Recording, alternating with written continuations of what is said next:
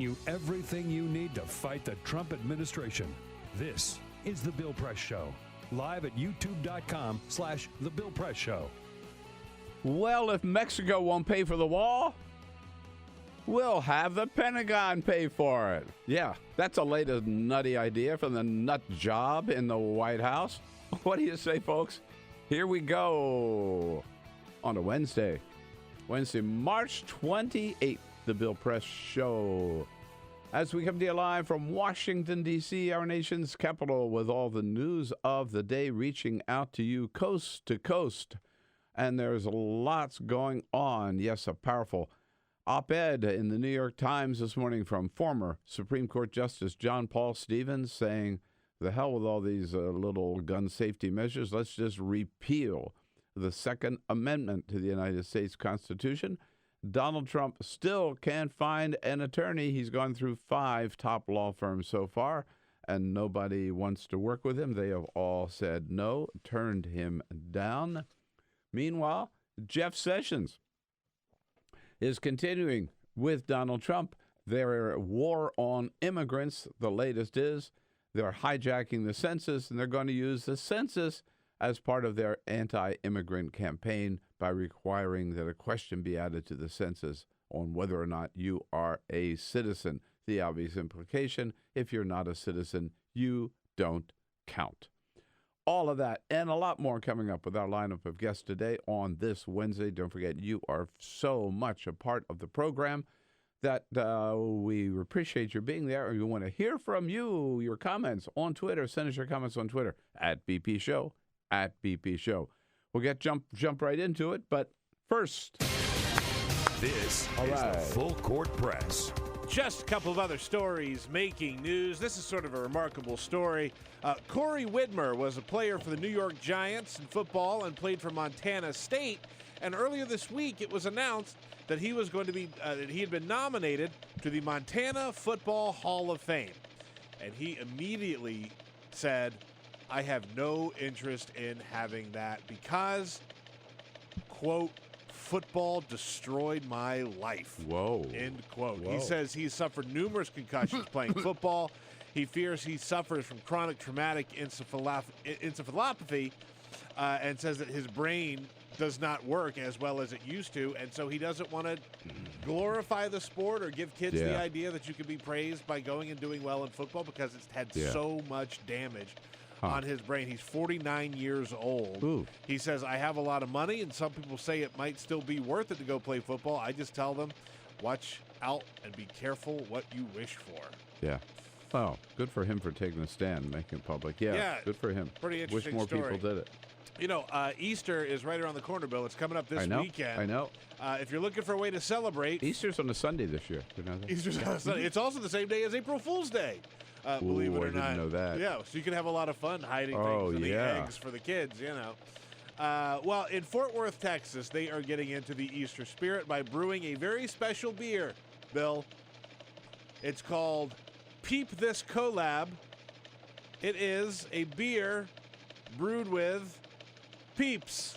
The little marshmallow Peeps that come out for... No. Yeah. Oh, no. Are you kidding? I know Peeps. I know you've got a big fan in your family. Yes, my sister. It is a sour ale brewed with Peeps, vanilla, and butterfly pea flower, which is a plant that Starbucks is using, actually. I mean, it's used in tea, but Starbucks uses it to turn some of their drinks, like weird colors, purple. And they're also brewing it with edible glitter that help make the beer sparkle. So... This sounds like a mess. It's a no for me, dog. Oh, it sounds like a real mess. I don't think I'll be drinking that. It sounds nasty. Yeah. But then, are they the real Peeps, like the yellow Peeps? Because Peeps now come in all kinds of colors. They come in all different colors. So some of them chocolate. These are the original, just regular old Peeps. Just the marshmallows with the. You know what? Here's the deal. Okay. All right. Give me a bunch of Peeps on one side and give me the beer on the other side, right? Yeah, you make your own beer. Sip from the beer, and then I'll eat a little bite of Peeps. But no, don't mix them together. Please. Not even for an April Fool's joke.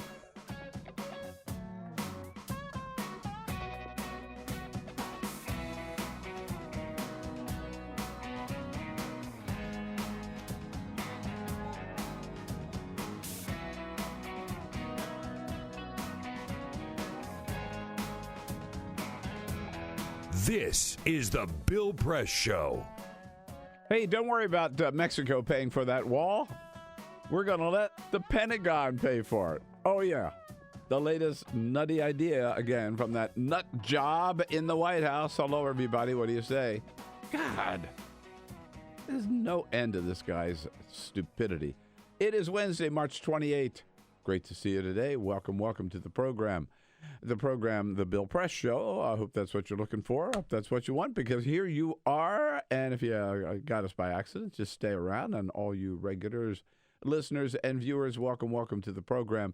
Lots to talk about on this Wednesday. Never a dull news day as long as Donald Trump is in the White House, because every time we turn around, he's doing something more outrageous or more insane.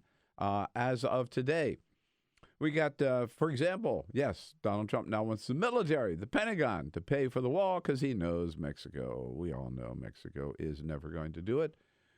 Jeff Sessions hijacking the census and saying we're going to use the census to root out more immigrants, more people who are here illegally. The president is actually thinking of hiring the wife beater back at the White House. I guess he likes hanging around people who are guilty of domestic violence. And poor Donald Trump, I'm starting to feel sorry for him. He can't find a lawyer who is willing to work for him.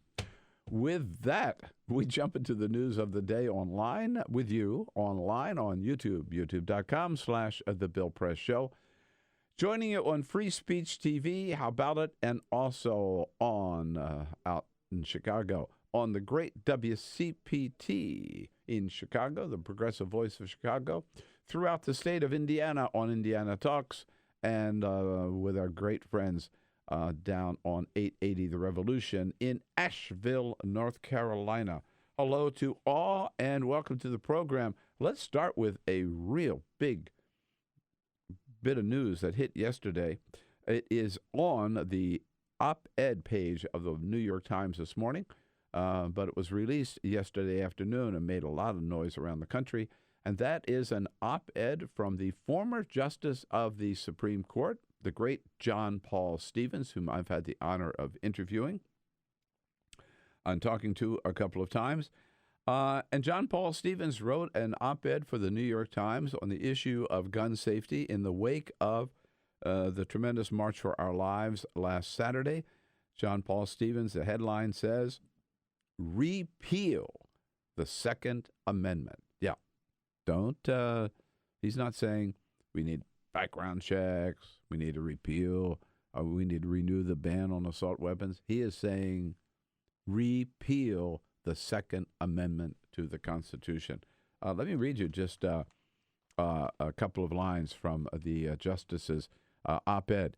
He starts out, "Rarely in my lifetime have I seen the type of civic engagement school children and their supporters demonstrated in Washington and other cities this past Saturday." Continues, "Their support's a clear sign to lawmakers to enact legislation."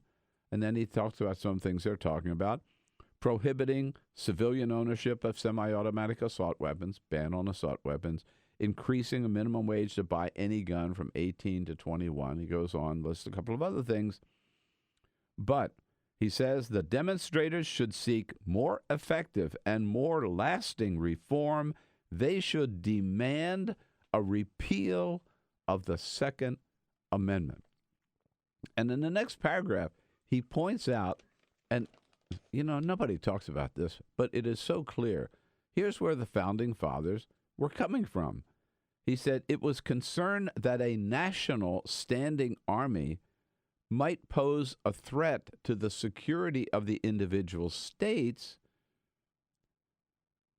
which prompted the founders to put that sentence in there, that a well-regulated militia being necessary to the security of a free state. So it was to protect the states against a federal government and a federal national army swooping into the states, taking over the states, that's the origin of the Second Amendment. That threat, of course, never really existed, certainly doesn't exist today. If it ever existed, it hasn't existed for over 200 years. And John Paul Stevens is just saying, let's just do the right thing and repeal the whole damn thing.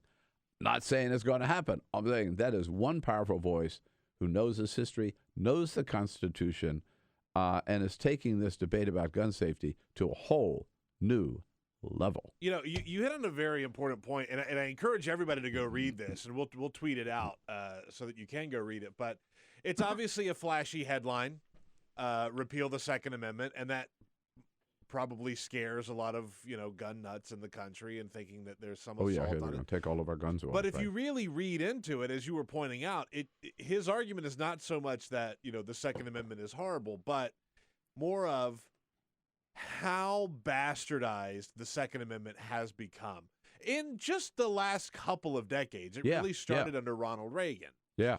And then the Supreme Court decision, which was 2008, where they said that it was Washington, D.C., pretty strict gun law, couldn't own a handgun in the district, and the Supreme Court, Anson and Scalia writing the opinion, shut that D.C. thing down, which opened up the NRA and the Second Amendment across the country.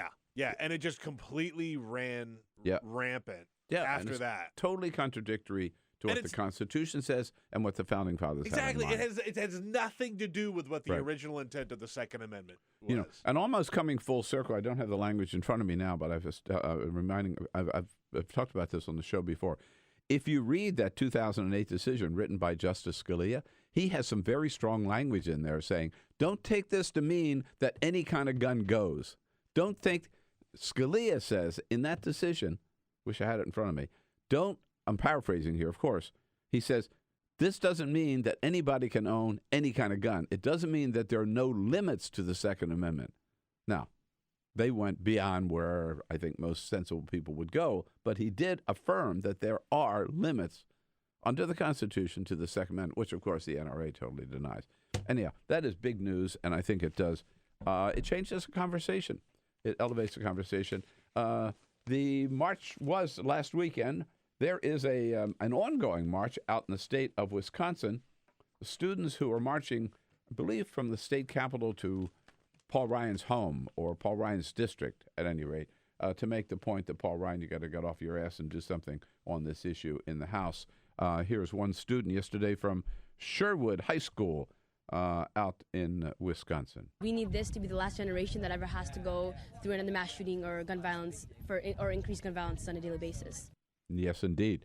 And good for those students for keeping it alive. It's so great. It's so great that they realize now that you've got to, look, I don't think there's any politician right now that I could point to and say they are 100% right on the gun issue, because they'll duck and bob and weave about all different kinds of things, right? But that really doesn't matter as long as there are students out there who are about to start voting saying, we need elected officials who will figure this out. And if you guys can't do it, we'll find somebody who will. Yeah, absolutely. Vote them out. Vote them out.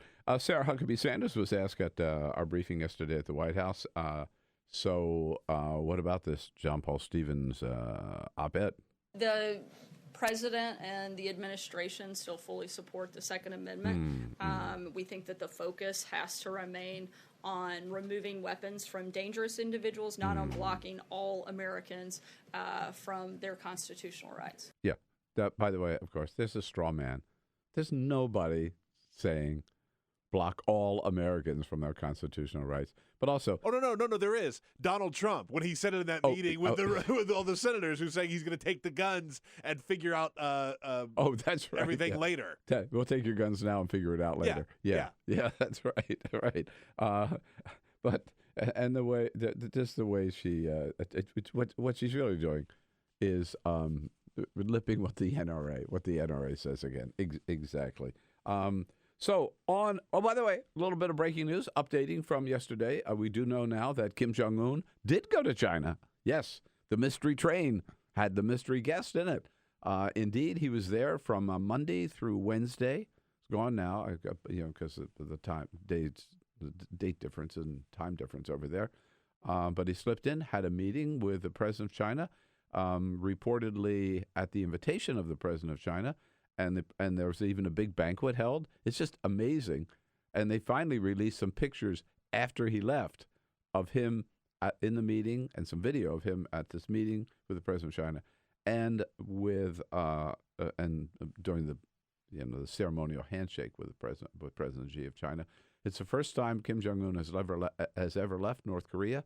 First time he has met with any world leader at all. And of course, Donald Trump immediately this morning by tweet took credit for the meeting and said it was all about me, basically, that he heard from President Xi that they had a good meeting. He had a good meeting with Kim Jong-un, and this is going to pave the way for Donald Trump's meeting with Kim Jong-un, supposedly during the month of May. Of course, it is all about Donald Trump. That's what everything is. All the time. Everything is all about. Everything all the time. It's all about Donald Trump. And including, as reported by the Washington Post this morning, how do you like these apples? Donald Trump has given up on Mexico paying for the wall. They were never going to pay for it. He keeps saying, yeah, somehow, some way, if they don't pay it directly, they'll pay it indirectly. We'll get them through some tariffs or something. And that game, anybody who believes that is just, you're dumb as Donald Trump is. But so now, according to, again, Washington Post, he's come up with a new scheme. He has told Defense Secretary James Mattis that he thinks the military should pay for the wall. And he even called House Speaker Paul Ryan down to the White House and said, okay, Paul, you've got to put a bill in so that the Pentagon. So we gave them an additional $80 billion this year on top of an already bloated Pentagon budget. Now Donald Trump wants the military, the Pentagon, our money, tax dollars from the military budget to pay for the wall because he said it's a threat to national security, which is so phony. I mean, there is no foreign army that's going to come marching across the southern border of the United States, right? I mean, this is the dumbest idea. Yeah. It's just the dumbest. Mexico is going to suddenly send their army marching into Texas. You cannot, with a straight face, make the argument that for reasons of national security, we have to build this 10-foot wall or 18-foot, whatever the hell it is, across the southern border of the United States. It is a total, nothing to do with the Pentagon, nothing to do with the military, nothing to do with the Army, Navy, Air Force, or whatever. It's a law enforcement problem. And I tell you one thing, it's a crazy idea.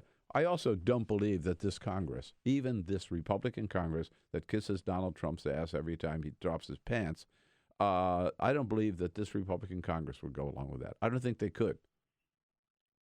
You really meaning don't? Could and get reelected. Really? Yeah, that's a good point. I think that the Democrats can make a real argument against them. Then yeah, sure. I think but now, they might. We talk all the time about how this gang will go along with anything that Donald Trump wants, but also you've got to admit they have not put the money in the budget for the wall, even though he's asked for it twice, and he signed the bills even without it. The idea that they would cut into the Pentagon budget, into the military budget, and redirect that money from protecting this nation to building Donald Trump's wall, even that, I think, is too much for them. We'll see. There certainly were not many people who, and even Paul Ryan apparently did not say, yes, Mr. President. At least not publicly, at any rate. And they went along with him with the wall every step of the way so far, right? Yeah, like after right. they realized and recognized building the wall, right? They still haven't put the money up to build. No, they haven't. But it was. I mean, you remember it was not long after the election that Paul Ryan and Mitch McConnell came out and just said, the whole Mexico will pay for it thing. He didn't really mean that. We're going to pay for it. But here's another thing: is that the president cannot do that by executive order. This is spending. The only authority under the Constitution for spending the money is with the Congress of the United States. So he can ask for it. He cannot direct the Pentagon to spend. The Congress, both the House and the Senate, their Armed Services Committee, have to allocate the money, and then the Congress has to approve the appropriation of the money. So there's a silver lining. There is a little bit of a silver lining. We've talked so much about this president's war on immigrants, which is apparent on many different fronts, starting with the Muslim ban, continuing to getting rid of the Dreamers program, suing California, declaring war on sanctuary cities around the country and trying to take their money away, triggering and unleashing the ICE agents for more and more raids and deporting more and more people and breaking up more and more families.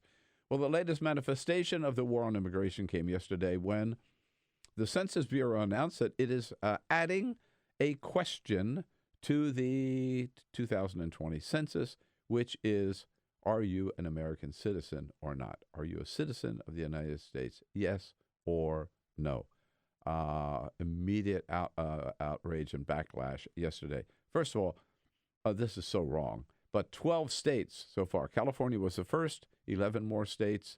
They are, some of them, New York, Connecticut, Delaware, Illinois, Massachusetts, New Jersey, New Mexico, Oregon, Pennsylvania, Rhode Island, and Washington State, all suing the United States government, all suing the Treasury Department, and Commerce Department and the Census Bureau over this question. But this did not come from the Census Bureau. The census people, they've admitted that. They don't want this question. They didn't add this question. It was Jeff Sessions who said, you've got to ask this question. Why? Because, again, this is part of the war on, this is part of identifying people who are not here legally, who haven't committed any crimes, as part of their war on immigrants, and as part of Jeff Sessions and Donald Trump's attempts to round up everybody eventually and deport them. But to say this is it's a bad idea for several reasons. First of all, because it means that a lot of people are just not going to comply with the census. They won't cooperate. I mean, they'll run away from it. You know what would happen if they do say they're not an American citizen? The next thing is a knock on the door from ICE. Look, we've seen what ICE has done. In the past exactly. year. And you don't have to do anything wrong. I mean, you're wrong because you're here illegally, but you don't have to have committed any crime. You're here illegally. Boom. They'll knock on your door. So a lot of people will stay away, which means lower participation in the whole census, which means we're not going to get an accurate count of the population. And as the New York Times points this morning on the front page, the Constitution requires that every resident of the United States be counted in the decennial census. That every, hear the word, resident of the United States. This has been challenged in the Supreme Court, and the Supreme Court has already ruled that the census is to count everybody living in the United States, not everybody who's a citizen of the United States. So on the face of it... Pretty clear. Yeah. On the face of it, this question is unconstitutional. It's illegal. And the Trump administration supports it. In fact, here's Sarah Huckabee Sanders yesterday saying this is one of their arguments. The purpose is to determine individuals that are here. It also helps to comply with the Voting Rights Act. Without that information, it's hard to make those determinations. Now, that is laugh out loud funny. That the Trump administration says they're doing something to protect the Voting Rights Act? This is the Attorney General who said the Voting Rights Act was a bad bill, voted against it, led the charge against it. He said it was irrelevant, it was unnecessary.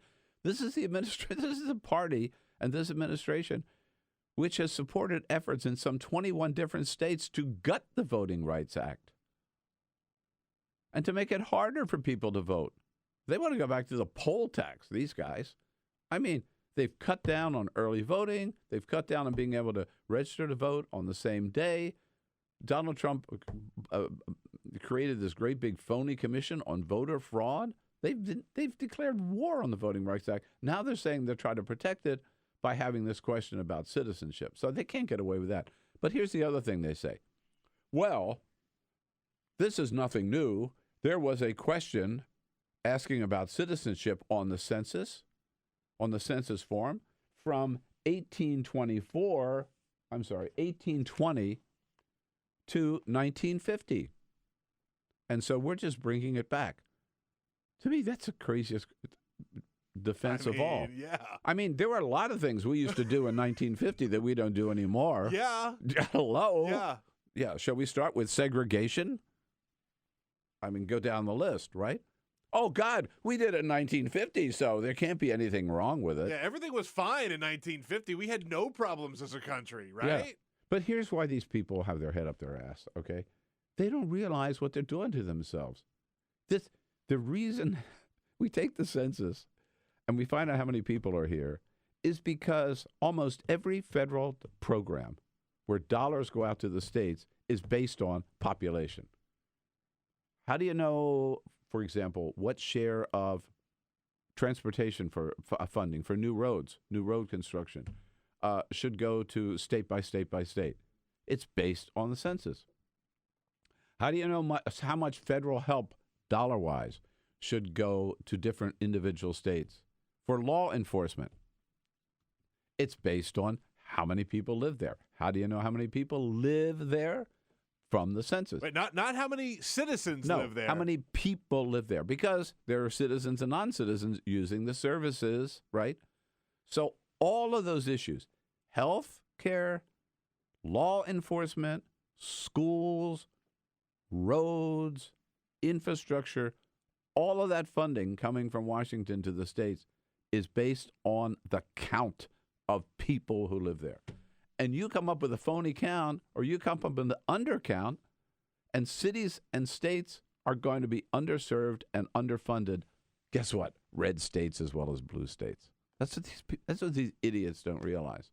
So I just hope that the states that have sued on this basis will win and prevail in the courts. As I mentioned, California was the first one to sue. Attorney General Javier Becerra announcing that move yesterday out in Sacramento. In our lawsuit, we argue that this decision by the Trump administration violates the Constitution and federal law. Yep. And Javier Becerra calls it exactly what it is, an anti-immigrant move. Given the way that this administration has attacked immigrants, you can understand why immigrant families would be afraid to fill out the census questionnaire. Yeah, I mean, again, I get that. Coming from California, I've seen this over and over again. I remember I've talked about it here before on the program, running voter registration drives, which I did, I think, 3 of them in East Los Angeles. I mean, people, even if they were citizens, they didn't want to register to vote because they had members of their family who were not, and they were afraid, if any interaction with any government agency would lead to a breakup of their family and deportation of some of their family members, they will just stay away. Absolutely stay away. Bad move. I'm glad the states are on top of it. Hope they can turn it around. Yes, on the law front, Donald Trump's still trying to find a lawyer. The Post and the New York Times both report this morning that there are 5 law firms now, 5 top white-collar defense firms that have been approached by the White House, some of them interviewed by the president. All 5 of them have turned the president down. They don't want to work for him. They don't want to take this case. And on top of that, you got Joe DeGenova and Victoria Tunsing, his wife, who were sort of announced that they were hired. And the disheveled Joe DeGenova. The disheveled Joe DeGenova. So lawyer, looking for a lawyer. I finally just got to mention this. I mentioned yesterday that CNN pointed out that despite all this going on, despite all the Stormy Daniels stuff, Donald Trump's popularity rating is higher than it's been for a while. It's not very high. It's 42%, but it was only 36% in December. Politico is out this morning, the Politico Morning Consult poll, and our good friend Steve Shepard with their poll, and they show the same thing. Donald Trump's approval rating, 42% of Americans approve of the job that he's doing as president. And yet, they also ask the question, do you believe Stormy Daniels or do you believe Donald Trump? 56% believe Stormy Daniels. 9 believe Donald Trump. The rest are sort of all over the place. But 56% believe Stormy Daniels. Do you believe that Donald Trump is a moral person? Morality. Okay. I can't wait to hear this number. 26% say yes. 55% say he's immoral. I'm surprised that's not higher. Yeah, no, it should be higher, frankly. Do you believe Donald Trump is an honest man? Come on. 32% say yes. 32% say yes. 53% say But 32% is even lower than his base. Yeah, fair. 53% say no. And then again, despite that, okay, yes, we think he's a liar, he's immoral, he's dishonest. 42% say approve of the job he's doing as president. Brownie, you're doing a heck of a job. It doesn't make any sense at Yeah. all. No, not at all, right. Well, we keep up on top of all of this stuff with the help of many sources. One of the principal sources is Playbook from Politico, and Playbook co-author Daniel Lippman joins us next year in studio. A quick break. Don't go away. We'll be right back. Take the Bill Press Show anywhere you go. Download our free podcast, search for The Bill Press Show on iTunes, and catch the highlights from every show. Have you made your pledge yet? If not, now is the time to do it. The final week of our pledge drive here in the spring of 2018 for Free Speech TV. There is no excuse, no more waiting around. As we told you, we are closing in on the goal for this pledge drive, and we just need everybody who hasn't already made their pledge, made their contribution, to jump in the next couple of days and put us over the top. And if that includes you, let's get right to it. Pick up the phone and call 1-877-378-8669. Number again, 877-378-8669. Or go to freespeech.org/donate. It is so important because Free Speech TV is so important. Nothing else like it. Nothing else like it. Not MSNBC, certainly not NPR, not CNN. There is only one cable television channel in this country, and that is Free Speech TV, 24/7. No breaks, no commercial breaks, but also no BRAKES, meaning no restrictions on what we can talk about, no censorship on what we can talk about, no limits on what we can talk about. It's an entirely independent, entirely freewheeling, entirely progressive channel. That's what you want to bring you, the real truth, not the fake news, as Donald Trump claims, the real truth about what's going on, whether it's Ryan Zinke at Interior Department saying, hey, who cares about diversity? Or now, whether it's Jeff Sessions telling the Census Bureau you have to ask everybody in this country during the census whether or not they are an American citizen, which is itself unconstitutional because the Constitution says the census shall be held every 10 years in order to get an accurate count of the population. How many people are living here, not how many people living here happen to be citizens of the United States. So on every front, we've got to be there, and we are there on Free Speech TV, and we can bring that news to you, bring the truth to you every day, only with your help. And you help us, we'll send a little token of our appreciation. For example, help us with $50. $50 for Free Speech TV spread over a year. Nothing. We got a signed copy of my new book, From the Left, Life in the Crossfire, for that $50 contribution or pledge to Free Speech TV. So please, it's something like only, I saw this figure the other day, like 2, 3, 4% of all of our viewers actually step up and contribute. So don't be a freeloader. Don't be just a couch potato. Be part of the Free Speech TV circle of supporters.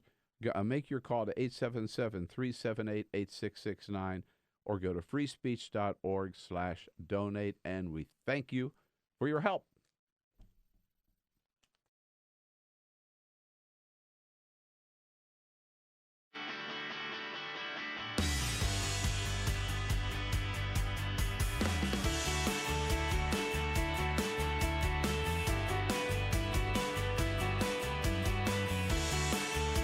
This is the Bill Press Show.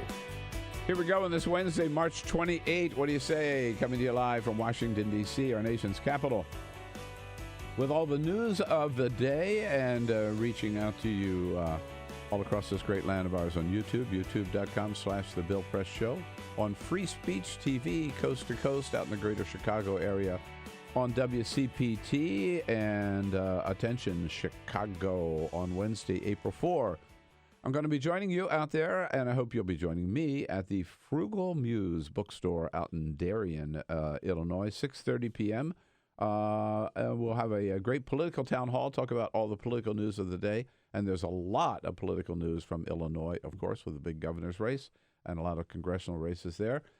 And we'll be talking about my new book, From the Left, Life in the Crossfire. So check it out, Frugal Muse Bookstore, Darien, Illinois, 6:30 Wednesday, April 4. We're running fast to keep up with the news of the day here in Washington. We do so every day with a little help from our friends. No better help than Politico, and no better place from Politico to start the day than Playbook. And that's Daniel Lippman's job. Daniel, good to see you. Thanks for having me, Bill. Are you out there already this morning? You were up and published? Up at 3:30 this morning with Jake Sherman and Anna Palmer. You got up early, Bill. Yeah, that's right. I used to get up that early, no more. But I'm 27, turning 28 next week, so I still have a couple of years left in me. There you go. Yeah, exactly. What's your birthday? April 7th. April 7th. I'm going to read it in Playbook.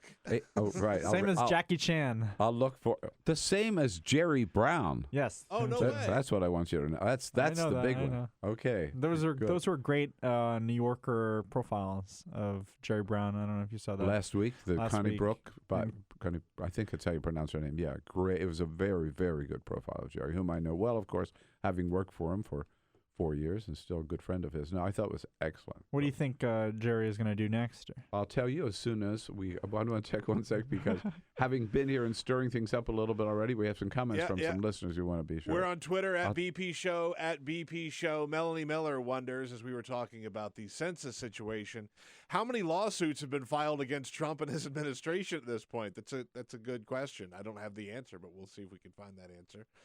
Or how many has he filed, too? That's another question. Right. Gilly says maybe voting Trump out will be persuasive enough to get immigrants to register and vote. Good point.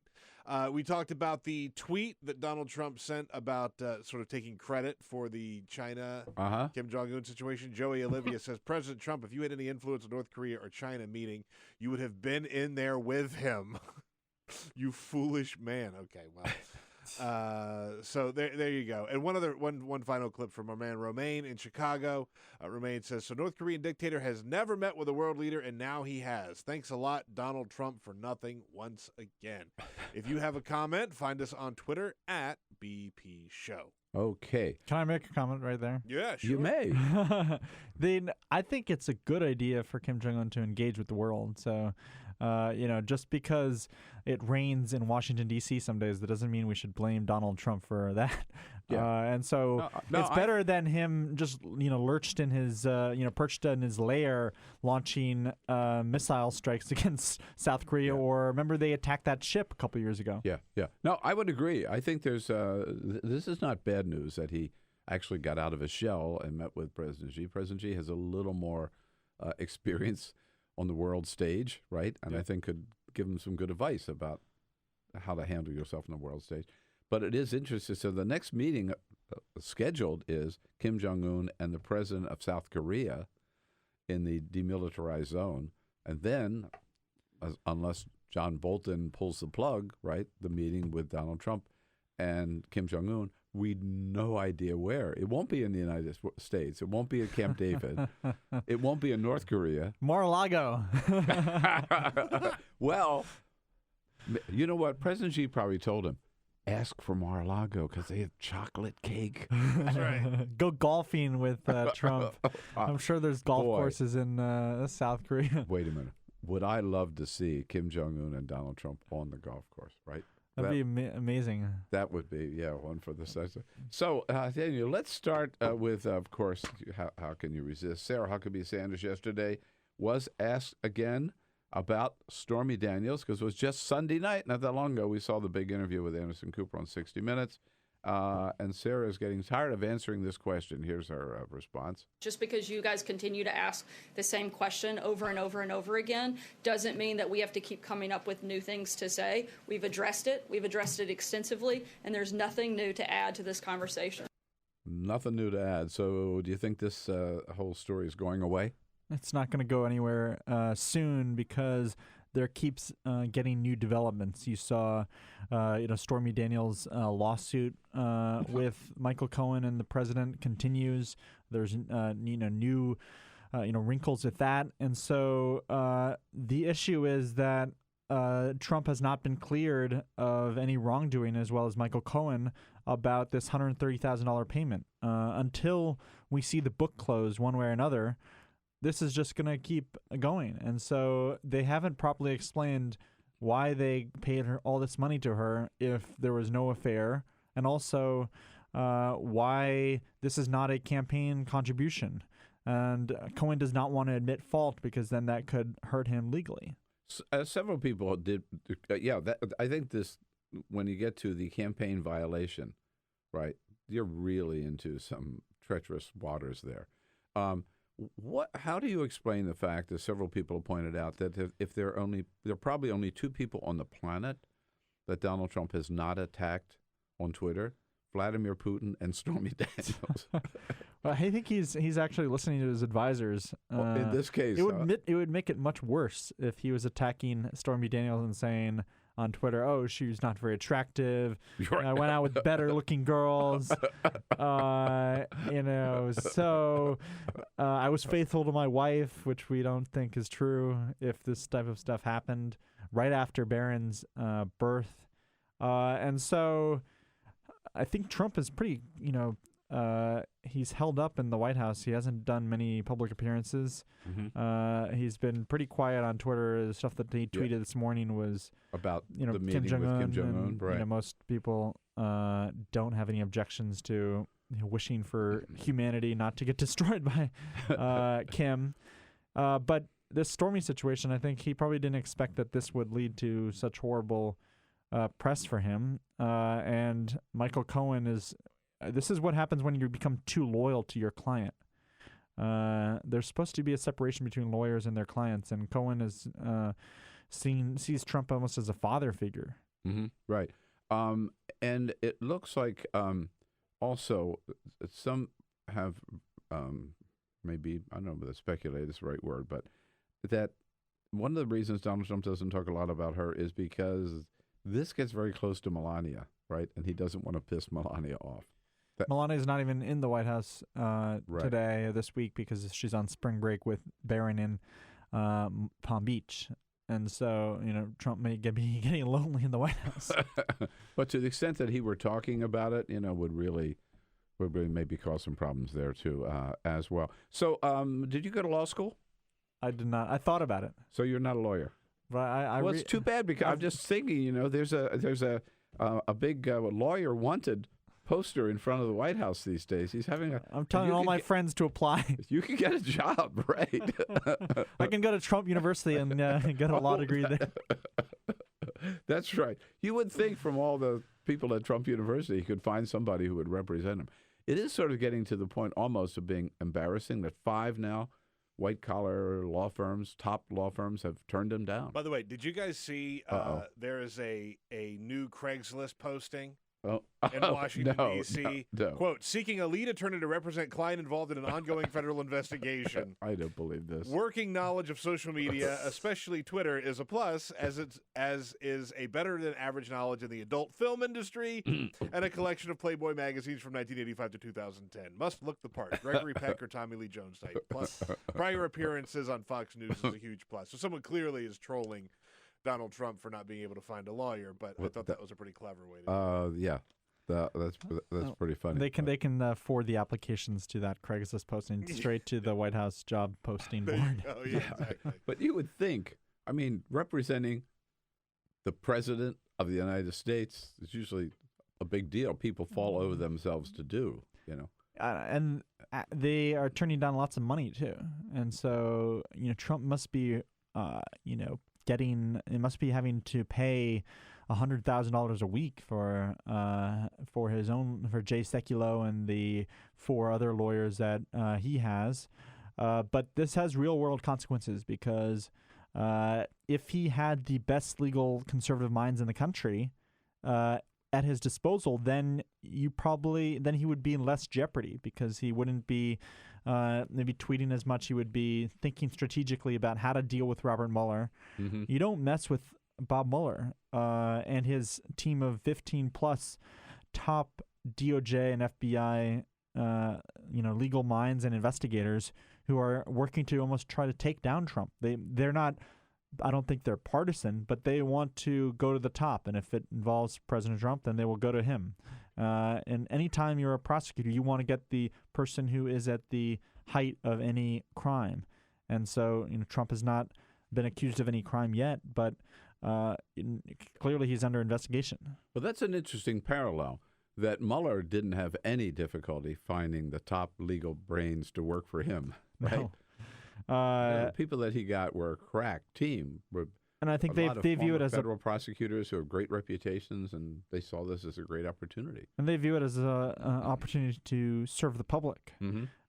Anytime there's a big investigation of anyone, it's good that people who are smart are want to work on the cause, because I think the government needs people who are very intelligent, because already you have so many people, so many of my friends and colleagues, they go into finance and tech. They don't actually go into public service. Mm-hmm. And so, that's a trend that is a longer conversation, but probably we should try to reverse that. What happened to Joe DeGenova and Victoria Tunzing? What do your sources tell you? I mean, he looked good on Fox News, and so Donald Trump announced he's going to hire him. And then these conflicts arise because every law firm in town seems to have these conflicts. There are so many witnesses and people who have been interviewed. And so do you think it was a conflict? So we also talked that on a personal nature, they just didn't click. Yeah, I don't think bringing in, not to be ageist, but bringing in people who a lot of people had not even heard of to be part of Trump's legal team was a great idea when they are known for being kind of crazy and dealing in conspiracy theories. That is not something that would serve Trump well. In terms of bringing people in the White House, someone reported yesterday, I didn't think it was in Playbook, that Donald Trump is still in touch with Rob Porter, talks to him a lot, and is talking about maybe bringing him back. This is the guy, of course, who left the White House when he was learned to the FBI, or he was accused of domestic violence by two former wives. Yeah, Maggie Haberman first scooped this. She's pretty close to the president, even though the president says, I never talked to Maggie. She's a fake reporter. But this is an indicative of how Trump never likes to cast people out permanently from his orbit. And so I'm sure next year, maybe after the midterms, if they go poorly for Republicans, he'll start to talk again with Steve Bannon, even though Bannon had embarrassed him. And Roger Stone. I mean, I think he probably talks to Roger frequently now. Probably not about the Russia stuff, but his how things are going in the White House. But Porter is damaged goods. I mean, and the White House said there are no plans to bring him back, but no plans right now. That probably means he's coming back. Probably means he's coming back at some point. You could also see where, with Gary Cohn leaving, with H.R. McMaster leaving, with it's hard to keep track of all the people who've gone, that the people he can talk to inside the White House, that number is shrinking too, right? And so then you expand your outside orbit. I think Trump misses the order that Rob Porter brought to the White House. Porter was very good at his job. His personal life was pretty messy, and you have those domestic violence allegations.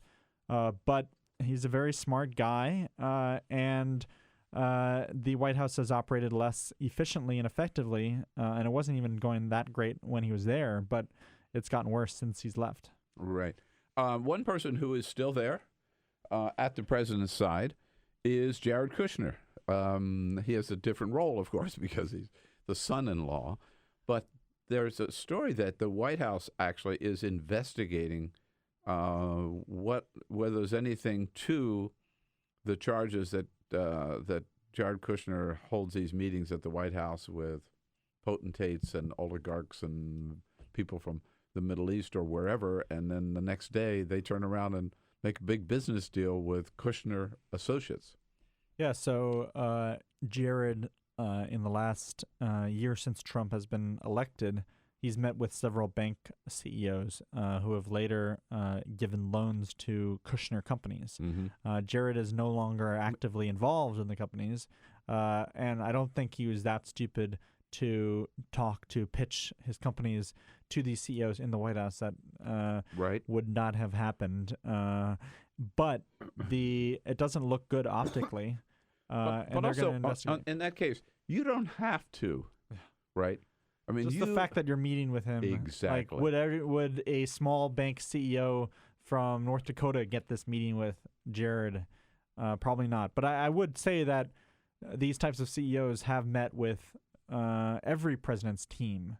Remember when Bush and Obama were in office, they were meeting with, Wall Street CEOs would come all the time. Yeah, right. No, these meetings,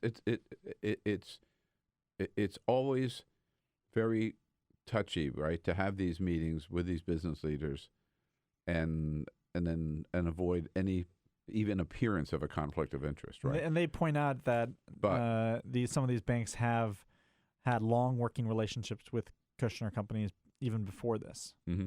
I was just looking here for this is from NBC News.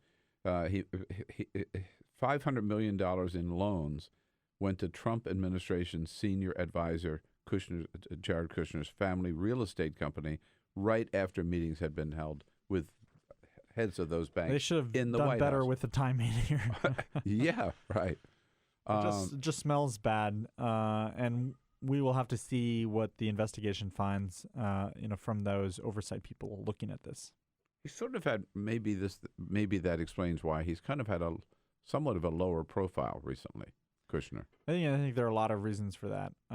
His security clearance was downgraded after that whole Rob Porter blow up, and then people were revealed that their security clearances weren't finalized.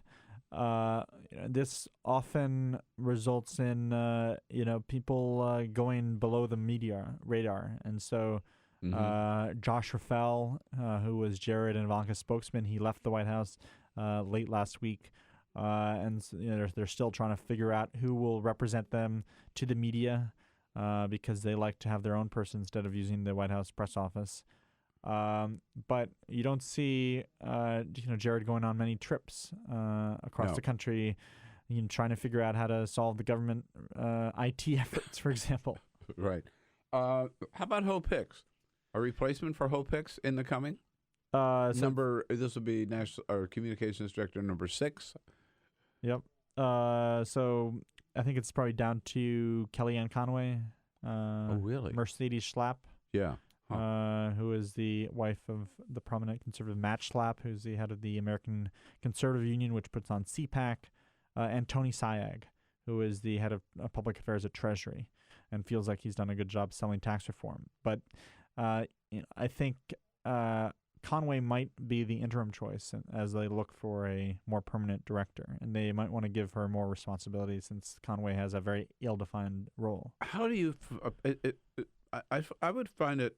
I'd be surprised if Kellyanne Conway would leave her present position where she does so much media right now, and in fact, she's almost a spokesperson for the Trump administration. It'd be seen as a downgrade.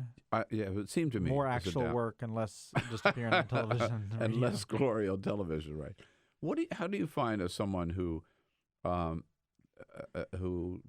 tries to keep up with and does a great job of keeping up with what's going on at the White House in terms of access to the White House? Do you find you have good access? Are they cooperative? Do you have good sources? And how do you find this White House ranking in terms of leaks?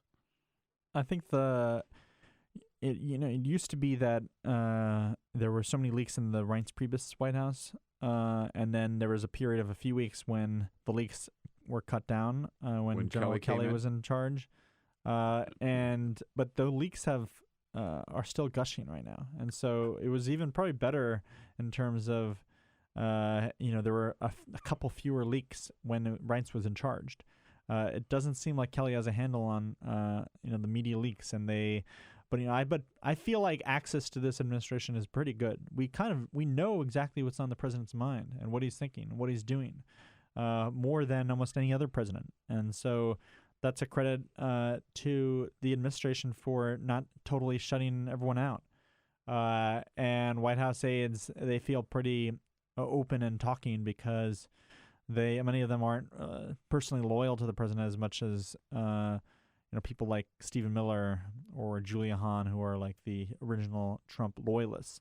A lot of the people in the White House bureaucracy are people who worked in Republican campaigns. They are not the America First crowd. It's more like who would pass on an opportunity to work in the White House. Yeah, no, I find it very interesting because under Obama, we all complained and bitched about the fact that they were so buttoned down and so tight, and Obama himself didn't provide that much access. I mean, he would never stop when he was walking out to the helicopter and just shoot the, what, with reporters or use shoot the breeze. That's not an expletive. Okay.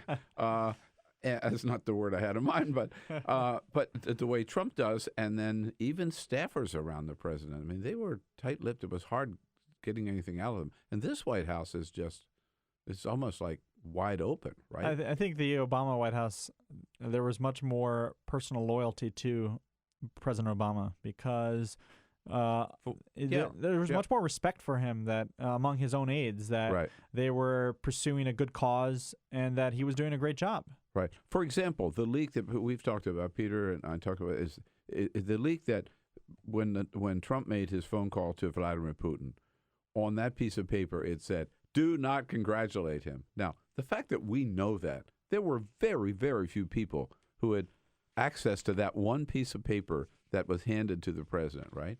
God, I'm sure they're trying to find that leaker right now. Damn right they are. Well, it's probably maybe a half a dozen people, right? Yeah, and then what are you going to put, like, interrogation methods to the lie detector test to find this person out? Yeah, they would do it. Waterboarding. Sure. Mitt Romney, you've been writing about Mitt Romney to get away from the White House for a chance. Well, somebody who tried to get to the White House. Mitt Romney says he's a bigger hawk on immigration than Donald Trump. Yeah, that's not very believable because, Romney is he's reading the temperature and the tea leaves of the Republican primary electorate. And I think he actually has there's very little chance that he will lose the Republican primary to run for Utah Senate, but he doesn't want to take that chance. And so, he's trying to appeal to the base. And remember, this was a guy that talked about self-deportation, which actually, it sounds bad, but self-deportation is better than ICE coming down at your house at 3 a.m. and ordering you to leave. Right. And self-deportation implies that you make the decision. Yeah, and so that's much more... It was unrealistic, but it was not cruel necessarily. No. Right? Yeah. No one is going to write a memoir saying, my self-deportation process was so bad, I had to pack properly and then, take a trip. So, but I think, Romney, it'll be interesting to see him as senator. Just a case of Romney veering to the right in the primary to make sure. It'll be just interesting to see if he stands up to President Trump if he gets here. One would hope that he would, because he certainly did with that famous speech of his during the primary. Daniel Lippman, great job. Don't forget, Politico. If you go to Politico and sign up for Playbook, you get it every day the same as we do, and it is a great source of information. Thank you, Daniel, for coming in. Thank you, Bill. All right, one quick break. We'll be right back. This is the Bill Press Show. I wanted to find a bank with a purpose. I wanted to find a place that would take my money and not use it to cause the financial crisis, but to fix the financial crisis and to help end income inequality. The people that we employ are usually clients right off the streets. They don't have an account, but Amalgamated is willing to get that started for them. Their reputation supporting the working man, I think, speaks for itself. This is a bank that cares for their customers, and I appreciate that. We were able to access a construction loan through the bank's programs, and that loan has helped us house 28 families in the community. Amalgamated is a bank that was started for and about working people. Many of our customers have a deep commitment to advocating for social and economic justice. We share that commitment, and we're not afraid to stand up and say that we need to change some of the way that the country does business.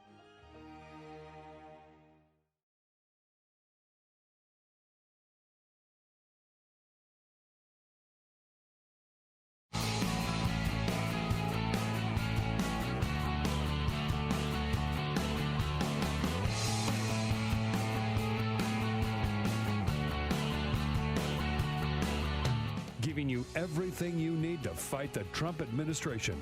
This is The Bill Press Show. Live at youtube.com/The Bill Press Show. Pay for the wall? Hey, who cares? Don't worry. We know Mexico's not going to pay for it, so we'll just ask the Pentagon to pay for it. Yeah, it's our money. Just throw it away on the damn wall. Hey, hello, everybody. What do you say? Great to see you today. It is a Wednesday, March 28th, and it is the Bill Press Show. It's good to have you with us as we come to you live from Washington, D.C., our nation's capital, with all the news of the day. It's a busy day on many fronts, and we will tell you all about it. Yes, indeed, Donald Trump has now come up with a harebrained idea on how to pay for the wall, since he knows Mexico won't do it, and he knows that more and more people don't believe Mexico will do it anymore. So he is going to have the Pentagon pay for it. At least he's talking about that, trying to make that happen. Meanwhile, former Supreme Court Justice John Paul Stevens out with a powerful op-ed in the New York Times today saying, no, let's not just talk about a ban on assault weapons. Let's not just talk about universal background checks. Let's talk about repealing the Second Amendment. And yes, Donald Trump still out there trying to find a lawyer who is willing to work for him. Pretty embarrassing when nobody wants to work for the President of the United States because they don't believe a word he says, basically. Send us your comments about the news of the day anytime on Twitter. We want to hear from you at BP Show, we will jump into the news of the day, hear from you. But first, this is the Full Court Press. Yes, indeed. Just a couple of other stories making news. Okay, so there is a new to America. There's been a company in Canada called Sweet Jesus Ice Cream. They're a ice cream chain, and they've been successful in Toronto for many years, and they've expanded here to America, except here's the problem. Now that they've made it to America, they are facing a boycott because Christians say that they are being blasphemous and mocking their religion. Again, the name of the company is Sweet Jesus Ice Cream. Now, they don't mock Christianity and they don't make fun of it, but that's the name of the company. According to a petition online, citizengo.org, one person put up, quote, "Choosing the name of our Lord for a brand of soft-serve ice cream is totally offensive and revolting." What are their flavors? Well, I mean, they have regular flavors, and their whole thing is you get like a big cone, and then you put all kind of toppings on them, and they like roll them in the topping. So, but do they make fun? Do they mock fun of Christianity in the names of their flavors? No. No mocking. You could. There's a lot of possibilities there that I wouldn't want to get into.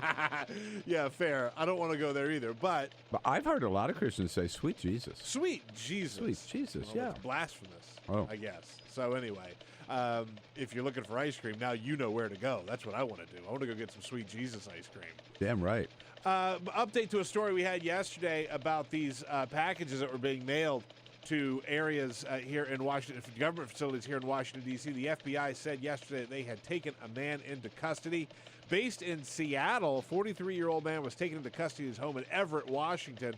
He is believed to be the man who sent potentially destructive devices to 5 government locations in Virginia and Washington, D.C., including some military bases. So it looks like they got the guy. Just wanted to update you on that story. It's strange that it came all the way from Seattle. I think it was somebody local because they were not major military facilities here. Right, yeah. They were pretty small little The Joint Base Anacostia, Boiling Yeah. Air Force Base, Fort Leslie J. McNair in Washington, D.C., the Naval Surface Warfare Center in Fort Belvoir.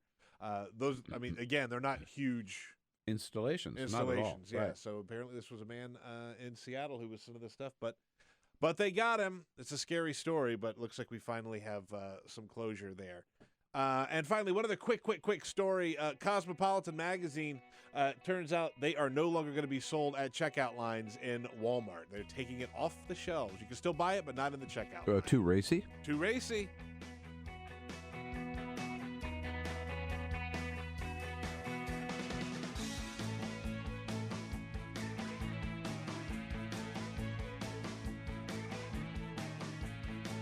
This is the Bill Press Show. Don't worry about it. Mexico's not going to pay for that wall. We're going to have the Pentagon pay for it, so says Donald Trump. One of the craziest ideas yet to come out of the crazy man at the White House. Hello, everybody. What do you say? On a Wednesday, March 28th. Great to see you today. The Bill Press Show. Here we are together again with the news of the day, coming to you live from Washington, D.C., our nation's capital, and our studio right here on Capitol Hill, just down the street from the United States Capitol building, which is very quiet this week. It is Holy Week, and the Congress is out of session, the House and the Senate. Many of the members of Congress and senators off on the so-called congressional delegations.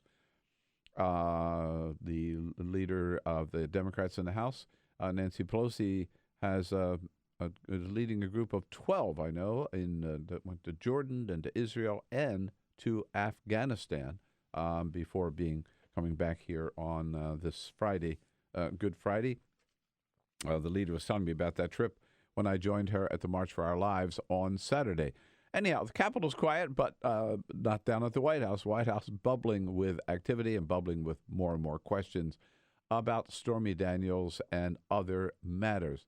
We'll bring it all to you online on YouTube, youtube.com/The Bill Press Show, on the radio with the big, powerful, progressive voice of Chicago, WCPT, and, of course, on Free Speech TV as well.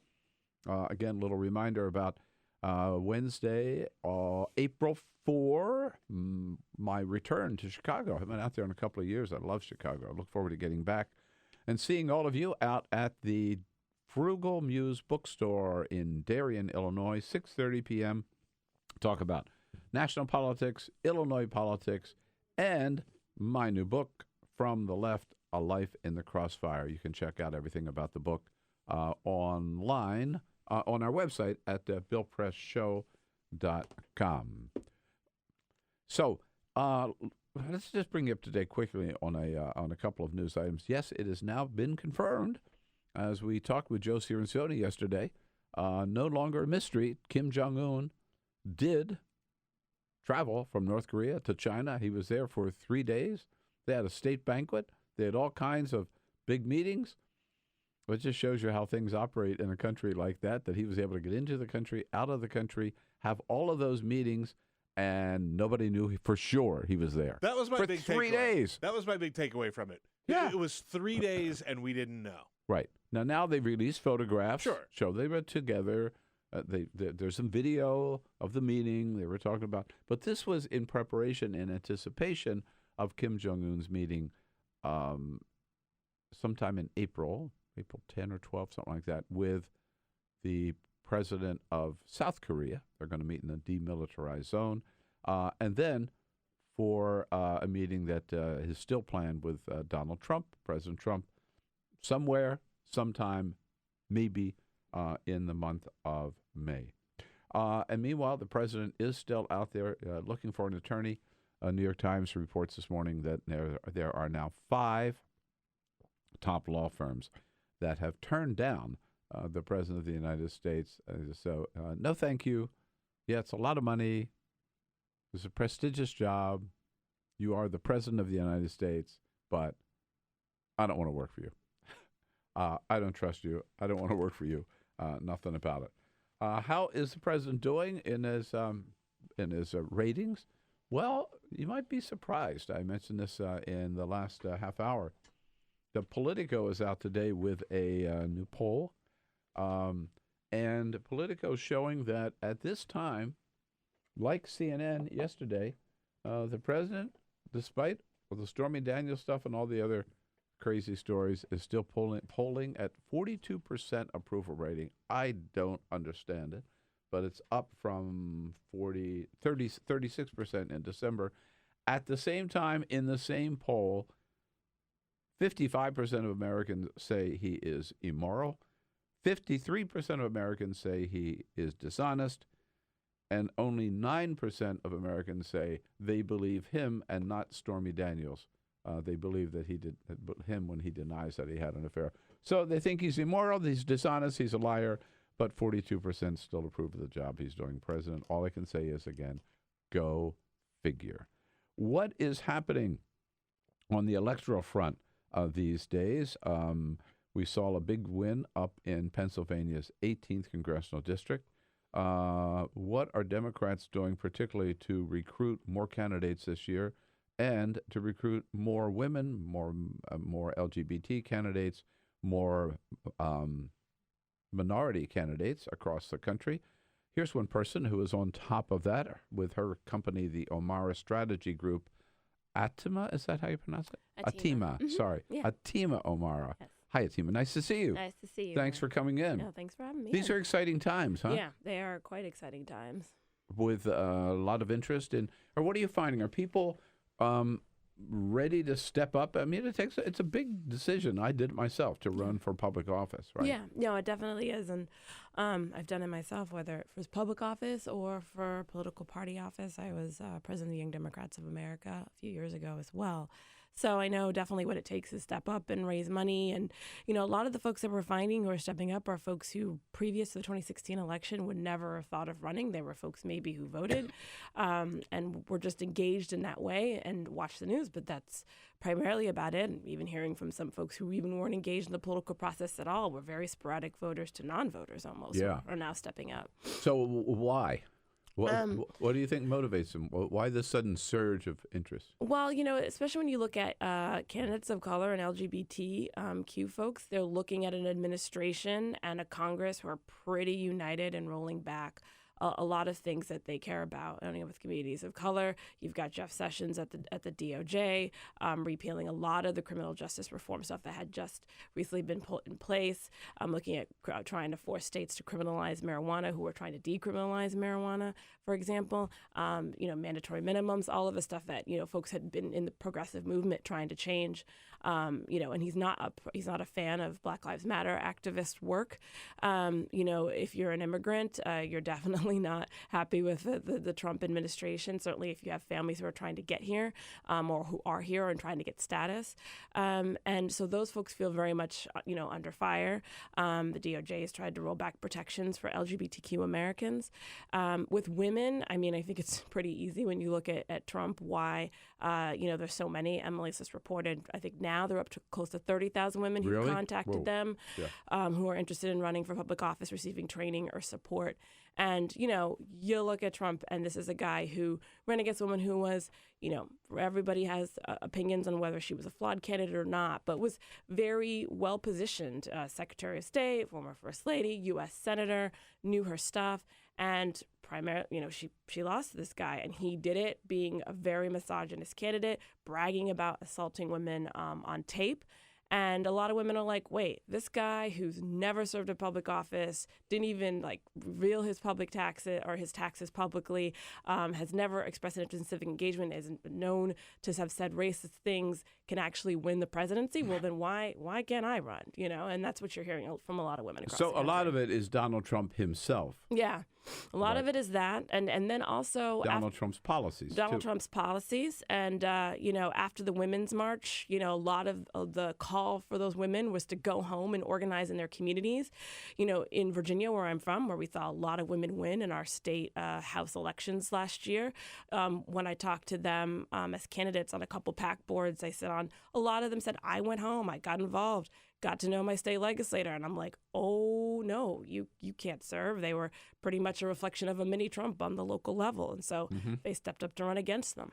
Yeah, and we see what happened in Virginia, picking up 15 seats. So so tell us about some of the people that, so your group specializes, as I understand it, and that's why we wanted to talk to you, in helping locate and train and even helping them win, right? Yeah. Candidates, particularly candidates who are LGBTQ, women and people of racial color. minorities, people of color. Yeah, right. Yeah, absolutely. How do you find them?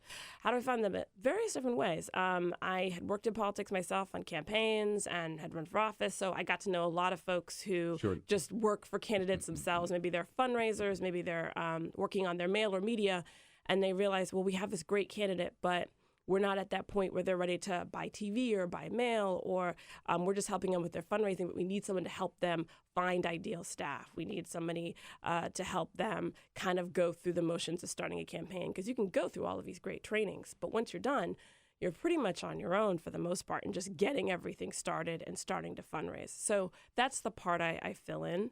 As I come in and I help candidates figure out getting launched, identifying the right PACs that they should be talking to, who might be good campaign staff for them. And if they don't have all of their consultants, identifying consultants. I also find them through Facebook. I find them through just talking to other folks saying, this person's thinking of running. Are these candidates all congressional candidates? No, it's I actually focus on state and local as well. Because I was going to ask you about that. The importance, I think more and more people recognize with reapportionment, particularly looming in 2020, the importance of state legislative races and governorships. Yeah, absolutely. I mean, the Republicans always love to tout how much they won. A lot of that was due to gerrymandering. Congressional and on the state level, which then once they got a Republican governor elected, allowed them to do a lot of stuff with the maps and change the game. So, a lot of the most harmful legislations on the state and local level, and getting folks elected who can really literally change the game and in policy is really the most important thing, so that we have a country moving forward from not only the top down all the way to the bottom. Do you only work for Democrats? I work for Democrats and people who identify as progressive. So they're an independent, and they either have to run for a nonpartisan seat, but their values are very progressive and in line. Then, yeah, I'll totally look at working with them. Right. So how would you rate I'm curious, in Pennsylvania 18, right? If Connor Lamb, who is a white male, and some people said not progressive enough, if he came to you and said, I need your help in this district, would you work for a guy like him? Or would you say find somebody else? I mean, you're not left enough for me. For me, if they had been a person of color or a woman, I would have. I have chosen to focus primarily on ensuring that folks who traditionally have not been as well represented in political office get to public office. And some of that has been because of institutional barriers. Women didn't, get the vote until the 1920s, or in some cases, African-American women until the 1960s. And so, as a result, they weren't allowed to serve in public office because they also weren't voting citizens. So they're still catching up. We're not at parity there. LGBTQ Americans, they've just really started running in the last 20, 30 years, really inspired by sort of Harvey Milk's leadership in San Francisco. And so, 4 out of 5 white guys serve in Congress. They're also all Christian, with a couple of exceptions, and those are people of color. And so while I love my white progressive guy candidates, I want to see more representation. I want to see America look a little bit more like Congress look more like America. Yeah, and don't take this the wrong way. I mean, I think the more LGBTQ people, the more women, the more people of color that we have in public office, the better off we are as a nation. Yeah. And the better our policies are. Our policies are, and the better the state legislature or the Congress represents the people of this country. Yeah. But aren't there some districts where a white male might be the better candidate, one who could actually win that district rather than just make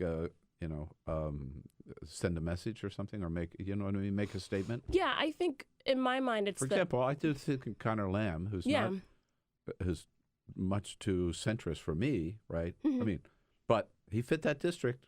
And he won, and God bless him. He certainly fit that district. I think that the argument can also be made, and I'll use an example in Illinois 14.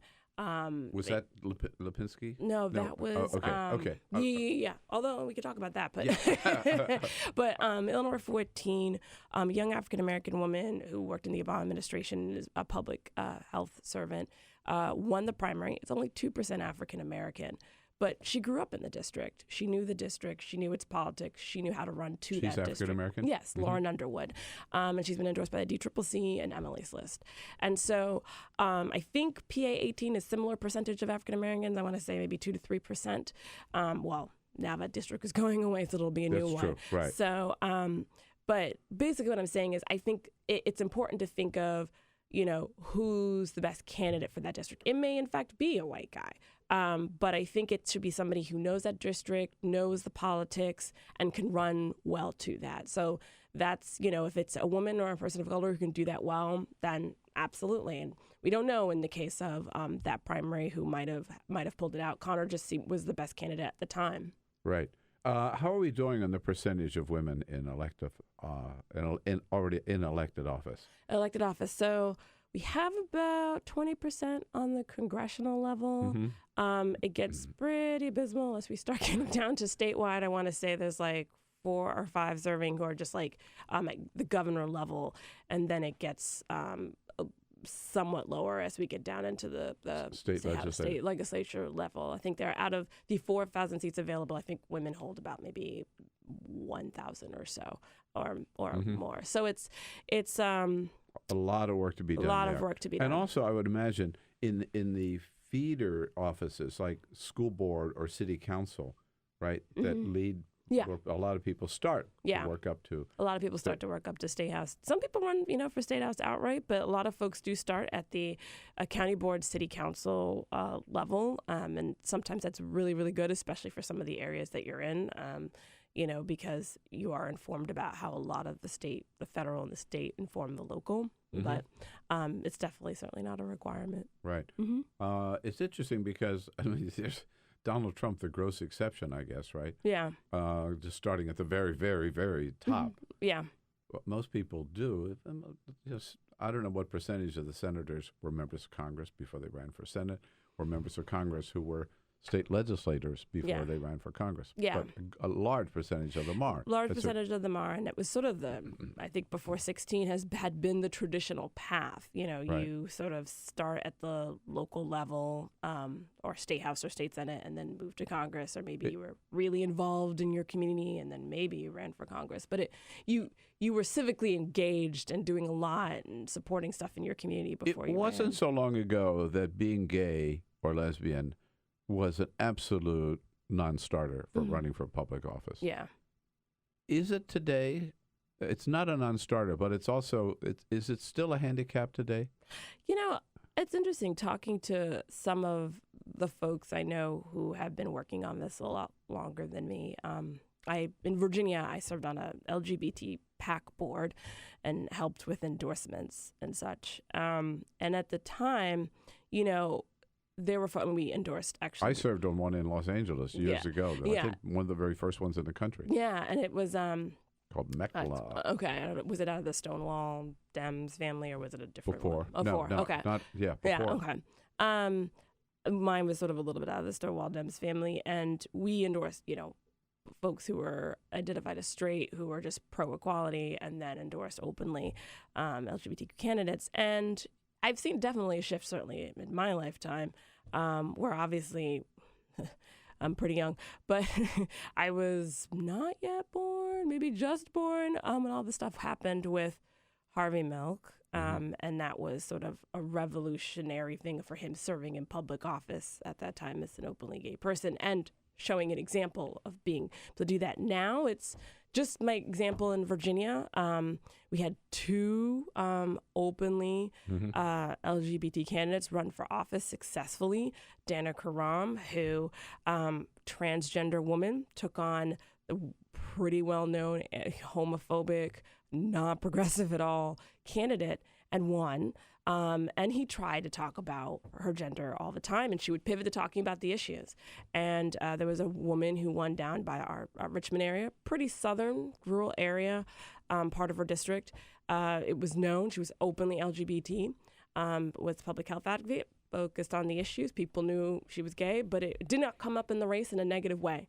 And so I think that in a lot of parts of the country, it's just accepted. You know? Yeah. One would hope that would be the case, right? Yeah. Look at their policies and Yeah. and who you think might be the better candidate. I'm afraid that in some parts of the country, it still is an issue, right? Yeah, It's there not- are still areas I would say, but fewer and fewer, fortunately. Yeah. Yeah. What impact did having the first African American president have on people of color? Thinking, hey, this is public service. Yeah, there was definitely. If he can do it, I can do it. Yeah, I mean, I would be lying if I said it didn't have a massive impact. And there was an uptick of African American candidates even just after he won, who ran for public office, inspired by what was possible after they saw his victory. And so, many even now who are coming out of his administration who worked for him or African Americans are running, sort of following his example, answering his call to service in his final speech that he gave in Chicago before he handed over the presidency. So there are lots of folks who looked at him as an example, and especially because he ran as a candidate who tried to speak to, all Americans. I think very traditionally, most of our African American electeds have come out of majority, minority African American districts, and that's been fine in sort of helping us with representation. But now our country's changed a lot since the civil rights movement, and a lot of those districts were created. And so you have a lot of African Americans running in places like Lauren Underwood running in a place where it was only a 2% representation, but she grew up there, I mean, I grew up in an area where not as much African American representation. But if I wanted to run for office and I was involved in that community, I would, right? And so you see a new generation of that. A friend of mine who ran for lieutenant governor and is now lieutenant governor in Virginia, Justin Fairfax, is, definitely a reflection of that age group. He's in his 30s as well, who was inspired certainly by Obama's example. Right. Atima Omara is our guest. She is the founder of the president and founder of the Omara Strategy Group. It's Omara, OMARA strategy.com. Sunday, I was at an event here in Washington, and a young man came up to ask a question and identified himself. He had been a candidate in Virginia. Oh. I forget his name for the House of Delegates, whatever it's called, and unsuccessful. But he ran in a very conservative district, very red district, one carried by Donald Trump. And his question basically was, so what should I do now? And my answer was, run again. Right. Absolutely. I mean, but it does stress two things, I guess. One is the importance of having a candidate in every district, right? Yeah. It's interesting now. I think there's like almost a handful of districts left where at this point on the congressional level, the DCCC will be able to field a candidate in almost every district in this country. I mean, there are people running in 5 6-way primaries who are running in 5 6-way primaries in Texas of all places. And so people are like, you know what? Like, I want to at least try and show that there's a different type of leadership. Before, we just used to leave them on the battlefield and not even attempt. Not even like in Pennsylvania's 18th, again, coming back to that, the last two times, Democrats didn't even field a candidate. Yeah. It's sort of a basic rule of politics. You can't win if you don't try. If you don't have a candidate, right? Yeah. I mean, right. Yeah. But this other thing and you don't always win the first time. Yeah, you don't always win the first time. Which is pretty important. And some people just don't recognize that, and they try it, and they lose, and they walk away, run away. Right, yeah. No, I mean, it's true. My state house rep in my area, I think it was his third time running when he finally ran in another primary, and he finally pulled it out. And so a lot of folks just have to kind of keep that in mind. I've known candidates who run for Congress twice. Usually they don't go for it for a third time because it's just so much time and money, especially on the congressional level. But a lot of folks will try at least in like 2-3 times. And are you looking particularly at people of a certain age? I mean, Yeah, I am looking at younger would candidates. you take anybody over 25? I would take it. I would take somebody over 25 if just because I'm in my 30s myself. But you're really looking for. I'm looking at a next generation of leadership, candidates, right? You know, I'm looking at Gen Xers. I'm looking at millennials, and primarily because our generation is pretty much almost all millennials. I guess I'm somewhere. Some people say I'm a Xennial, which is like a mixture between an Xer and a millennial, or just solidly an older millennial. But we're a group now that, as millennials, are finally coming into voting dominance. Like, we're almost all completely of age, and Gen Zers are just right behind us. So Gen Zers would be like the kids who led the March for Our Lives, and so with that being the case, it's like time to start pulling our generation into the lower ranks of political leadership, if not the higher ranks, and trying to make sure they have the tools to do that. But I think it's exciting. This is a new wave of leadership, and God knows the present wave has screwed it up enough. The present, so let's get them out of the way and get some new young people in there, and particularly people of color and women and the LGBTQ community. Great work that you're doing. Thanks so much for coming in. All right. Again, if you are out there in that category and ready to step up yourself, go to amarastrategy.com. Thanks, Atima. Nice to see you. Thank you. Evan McMorris Santoro, the one and only. Standing by to join us next. Wrapping up the news of the day in today's show. Coming up next here. Quick break. We'll be right back. This is the Bill Press Show.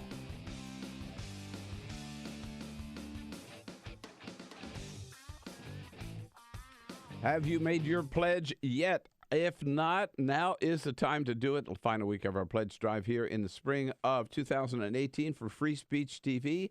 There is no excuse, no more waiting around. As we told you, we are closing in on the goal for this pledge drive. And we just need everybody who hasn't already made their pledge, made their contribution, to jump in the next couple of days and put us over the top. And if that includes you, let's get right to it. Pick up the phone and call 1-877-378-8669. Number again, 877-378-8669. Or go to freespeech.org/donate. It is so important because Free Speech TV is so important. Nothing else like it. Nothing else like it. Not MSNBC, certainly not NPR, not CNN. There is only one cable television channel in this country, and that is Free Speech TV, 24/7. No breaks, no commercial breaks, but also no BRAKES, meaning no restrictions on what we can talk about, no censorship on what we can talk about, no limits on what we can talk about. It's an entirely independent, entirely freewheeling, entirely progressive channel. That's what you want to bring you the real truth, not the fake news, as Donald Trump claims, the real truth about what's going on, whether it's Ryan Zinke at Interior Department saying, hey, who cares about diversity? Or now, whether it's Jeff Sessions telling the Census Bureau you have to ask everybody in this country during the census whether or not they are an American citizen, which is itself unconstitutional because the Constitution says the census shall be held every 10 years in order to get an accurate count of the population. How many people are living here, not how many people living here happen to be citizens of the United States. So on every front, we've got to be there, and we are there on Free Speech TV, and we can bring that news to you, bring the truth to you every day, only with your help. And you help us, we'll send a little token of our appreciation.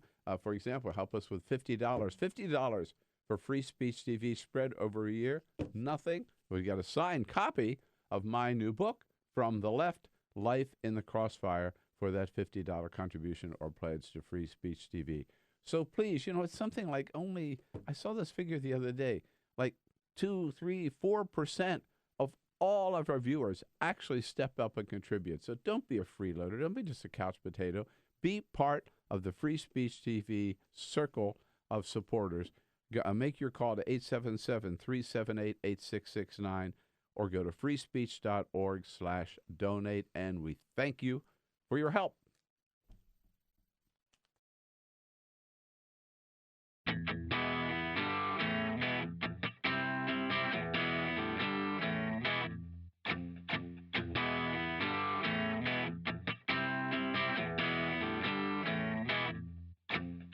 This is the Bill Press Show. And here we go on a Wednesday, March 28th. How about it? Wrapping up on a Wednesday. No better way to wrap up and make sure we hit all the hot button news stories before we leave you, and to have Evan McMorris Santoro from Vice coming in. Vice News, weeknights, 7:30 p.m. on HBO, and a longtime friend, guest host of the Bill Press Show. I've tried a couple times now to do it. I've tried a couple times. I may have gotten it to hang. We're still here, which means you couldn't have done that bad a job. Well, the one thing actually is hosting it now with this new format that you're doing. I really like it a lot better because you get a sort of chance to have a little bit longer conversations and stuff. It's good now. It's cool. Yeah, it's a fun job. Yeah, we don't have all those breaks that we had, and it's only 2 hours and not 3. So I love or it. in Evan's case, it's an hour and 50 minutes, depending on because that's the last time. Okay, I'm sorry. That's right. The last time I hosted the show, it was my hosting was about an hour and 45. But it was a good hour 45. That's it. It's early in the morning for me, Bill. Yeah. Well, it's too bad you didn't go to law school, because you'd have the best job in the country today representing Donald Trump, right? Well, if I would take the job, I mean, it seems like it may eventually come around to me actually being asked to do it as someone who's even maybe talked. I've stood in a law school before. Maybe that's enough of a reason. No, a lawyer appears to actually want to do this job. I mean, what's pretty remarkable is that you don't think of a time in which the thing that people are releasing to the press is that the president asked you to be their lawyer and I said no. Like what you'd want to release. You'd maybe release that if the president hired a lawyer and you wanted to make it sound like you were also a really good lawyer and you got asked. But now it's like, just so all my clients know, I'm not going to be doing this, right? It's a very different kind of Washington leak. I mean, we're used to this kind of conversation, but right now every lawyer sort of in town is scrambling to let the media know that they have talked to and just decided not to be the president's lawyer. Right. They want you to know that they said no. They said no.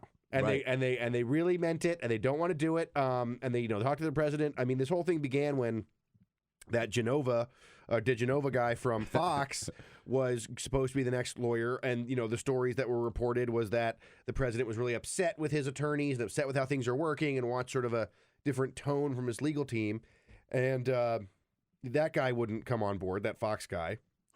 Ted Olson, obviously very famous attorney, one of the nation's best attorneys. Did the gay marriage case, and obviously a lot of Bush v. Gore, from the Bush side. Yeah. If you're a president, Solicitor General of the United States. If you're a president, this is the kind of guy you would think would be absolutely you would hire to be your lawyer. It's Ted Olson, right? Republican president, totally, pretty normal. Totally. No, he said no, and then there's more and more and more going on to to lawyers I've never even heard of now that are the ones who are saying no.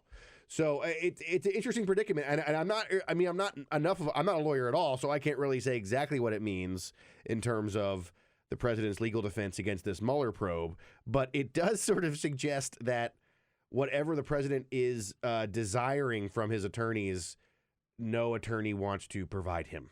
And I saw a great piece, by the way, that talked about the lawyer that Donald Trump really wants is his mentor, Roy Cohn. Right. Who's been dead for 20 years. Who's been dead for a while. Yeah. So, that's what Donald Trump wants out of a lawyer. Well, maybe with AI, and the advancements, you could just put, Roy Cohn's voice into an Alexa. The hologram Roy Cohn. Yeah. No, I mean, but the notion is, this is, I mean, what we're sort of getting the sense of is that what the president is involved in is a very complicated, slow-moving, expensive investigation by one of the best investigators in America, the former head of the FBI, Robert Mueller, and a team of just geniuses. Basically, they're doing the job with him. Right. And the president wants to respond to it by sort of doing a lot of bomb throwing, delegitimizing, and actually none of that has worked. I mean, just the straight politics is what I know a little bit better than the actual law of this. Straight politics is after a year of tweeting and subtly attacking and discounting and insulting the investigation, Robert Mueller's standing among the American people has not gone down at all. Like, I mean, if it's Mueller versus Trump in a credibility contest, Mueller appears to be winning it. So the idea of having a Roy Cohn type situation or having some kind of, House of Cardsian figure, I just don't think that really is the right move against what you're dealing with a guy like Robert Mueller. On another, and at the same time, that's one legal front, right? On the other legal front that he's up against is the Stormy Daniels, Karen McDougal, Summer Zervos front, where three women, very, legal entanglements with all three. On the Stormy Daniels front, Sarah Huckabee Sanders at the briefing yesterday basically said, "I'm tired of answering this question, and I've got nothing new to add." Here she is. Just because you guys continue to ask the same question over and over and over again doesn't mean that we have to keep coming up with new things to say. We've addressed it. We've addressed it extensively, and there's nothing new to add to this conversation. So go away and stop asking. They think if they by taking that, do they really think that the Stormy Daniels thing is going to go away? I think that they do. I think there's a good reason for that. I mean, look, there's a poll this morning. You and I were just talking about it before we went on the air. There's a poll this morning. It's in Politico Playbook. It's done by the Morning Consult. It's a different kind of polling. There's some question about how good a poll this is, but it's a poll. It's not a bad poll. Politico uses it. The firm that runs it's a good firm. And the poll shows that basically the Stormy Daniels stuff has had like zero impact on Trump. It just sort of flies right over in terms ahead of all his this approval. stuff. It is 42%, right? Which is a FYI not a good approval rating, right, for a president. But it's not 20. The hard thing with the Stormy Daniels story. I mean, look, the thing about the story is they have a lot of facts. I mean, the thing is, what we're talking about is not even like the sort of whiff of scandals we're used to. We think about some of the other sex scandals that have happened in the city. Whether or not you believe that they ever had an affair. We do know, confirmed by Michael Cohen, Trump's other lawyer, who's still his lawyer, or was or is, I don't know, paid her off, paid her $130,000. And so there's question about the legality of doing that. We know that's true. But the issue is, Trump is like this stuff is really tough when it comes to Trump. And we a guy who was able to weather that tape that we all recall very clearly, and then was able to weather many allegations of sexual misconduct, like not even like consensual affairs, like actual like misconduct, illegal behavior. I think it's the count of what that when we get down to the fact that we have the adult film actress who like took money once to tell the story, then said not to, then she was going to. I'm not sure that Sarah Huckabee Sanders' strategy here is the wrong one. I think that maybe she just keeps talking and it just fades out. Trump tweets about some other person, fire somebody else in the administration, whatever. Except that there is a pending lawsuit which has got to be resolved somehow. That's right. Challenging the validity of the non-disclosure form. Right. Yeah. There is the question of whether or not Michael Cohen's payment amounted to a campaign contribution, and therefore in violation of campaign law. Karen McDougal may or may not get out from under her hush money payment and able to tell her story. And then you got Summer Zervos, who's maybe the most serious of all, who's in New York Superior Court, where the court last week ruled the case can go forward. And that means depositions, that means exchange of documents, and that means that he could be called into court on that. That's true. But, I mean, we have seen a president deposed in a sex scandal before, and the president did get impeached. Bill Clinton did get impeached, but he weathered it and ended up being like one of the most popular presidents on his way out the door. So let's say that a deposition happens. The deposition finds that, yes, the president did indeed have an affair with this adult film actress. I mean, is anyone like, well, my goodness, they denied it so vociferously. I don't know. I mean, I don't know. Like, honestly, I think it's a very interesting story. And the fact that the president being deposed means there's a lot of areas where lawyers can try to get, the president's sort of healthy relationship with fabrication, if you will, is not going to fly in a court of law. So it'll be interesting to see how that plays out. Right. And circling back to the poll that you mentioned, yes, that same poll does show 42% approve of the job he's doing as president. At the same time, I've got the numbers here, 53% say he is dishonest versus 32% say he's honest. No, I'm sorry. Yes, right. 32% say he's honest, 53% dishonest. 26% say he is moral. 55% say he is immoral. And 56% say they believe Stormy Daniels and not him. So they believe he's a liar, he's dishonest, he's immoral, but 42% approve the job he's doing president. Well, it's pretty remarkable. Actually, David Brody, who is a reporter for the Christian Broadcasting Network, sort of a guy that covers the evangelicals very well, the night of the Stormy Daniels interview on CBS, he tweeted out, he said, like, you'd have to be just a really like mainstream media sort of, whatever he says about mainstream media to believe that evangelicals are going to care about this at all, that they're not going to move on this at all. I've done some reporting on this for my show on Vice News Tonight. The evangelical community, the ones who we recall specifically, we want to talk about the last time we had this idea of a deposition over a sex scandal, Bill Clinton, sort of, tearing their hair out of their heads about the immorality of what's going on in the Oval Office and in the White House. The evangelical Christian community, the white evangelical conservative Christian community, has given the president a pass on this, and just about everything, just about everything he's ever done. A lot of that has to do. It's very interesting if you think about that moral number. Yeah. That moral number probably doesn't include. I mean, well, no, it may include white conservative Christian evangelicals, but they just don't care. And that's one of the most interesting things about this administration. I think they've already proven that after the Hollywood Access tape, right? Sure. That they just don't care. But here's where it could become more of an issue, and that is, I guess maybe the question: do you think it will become an issue in the 2018 midterms? I was struck that when Congressman Costello, a Republican from Pennsylvania, a couple of days ago announced he's not going to run for re-election. And he said one of the factors, not the only one, one of the factors was he just knew that if he had a town hall today, most of the questions would be about Stormy Daniels. And he doesn't want to be out there defending Donald Trump about Stormy Daniels. So if that carries over into Republicans running for re-election, where do you stand? Do you stand with Trump? Do you believe Trump? Do you support? They're in a very tough spot on this. I mean, you look at the ones who have tried, the Republicans who have tried to kind of toe the line of like strongly opposing Trump's sort of personal behavior, like a Jeff Flake and a Bob Corker. They're not running for re-election. Right. Yeah, I mean, look, the 60 Minutes episode had one of the highest ratings that 60 Minutes has had in forever, right? I mean, there was like a really good NCAA game ahead of it, but like still, it was pretty high ratings, right? People care about this. It's a salacious story, and it sounds like, I mean, she has sort of the proof on her side in the sense that she got paid off. I mean, obviously it's a good story.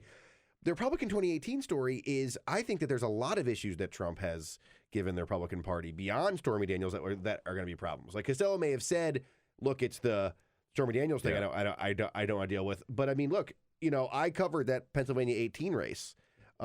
Which is a very odd race because, in the end, both Saccone and Lamb may end up being Congress next year. Yeah, I know. But the race itself, the fight itself, was Saccone was a strong Trump supporter in a strong Trump district. He literally put the phrase like defending the taxpayer, a reference to the tax cut bill, on his yard signs, right? This is how serious they were about running on this tax cut and running on Trump in a Trump-friendly district, and he lost. And that was, I mean, Stormy Daniels was part of the conversation, I guess. But, like, there's a lot of things that the president and the GOP are doing right now, the two sort of working simpatico, that is not easy to run on when you're running for re-election as a Republican. They thought the tax cuts was going to be their lifesaver, right? Yeah. That's why they rushed that bill through. They needed something. They needed a victory. This is going to be our platform for 2018.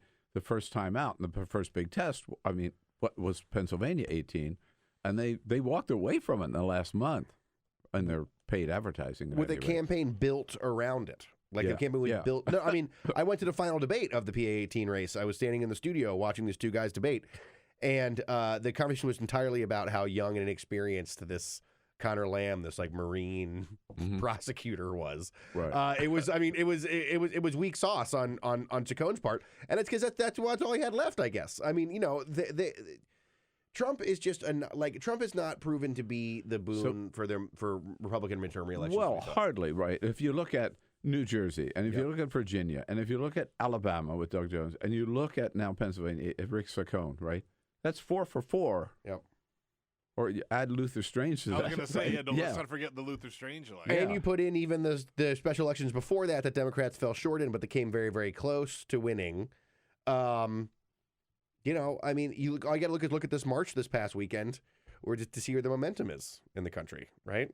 Thousands of people are showing up to stand with sort of progressive and democratic values these days. Do you think it'll have any impact on Capitol Hill? The gun stuff? Not until after the November elections. I mean, people got to vote. That's it. I mean, there's what you look at what happened in Florida when it came to the firearms legislation, where a guy like Rick Scott, who has proven to be a little bit more politically intelligent than I even thought that he was, and is now going to probably run for Senate, and can now run for Senate on saying, I took on the NRA, right? A Republican saying I took on the NRA, doing things that a lot of people, NRA's opponents didn't love exactly. The Republicans in Washington, D.C. are not prepared to do that. They're not even prepared to go as far as the Florida Republicans did, right? And the Florida Republicans, we'll see how it plays out. But I mean, obviously Rick Scott, the governor there, thinks he can run for Senate now after doing what he did. And I don't. And it was, I mean, really a nothing burger. I mean, raising the age for buying an assault weapon, you can still get it from 18 to 21. Yeah, and he's getting a lot of credit for it. I mean, I keep hearing people say even Rick Scott turned around on this issue. That's right. I mean, that's God. right.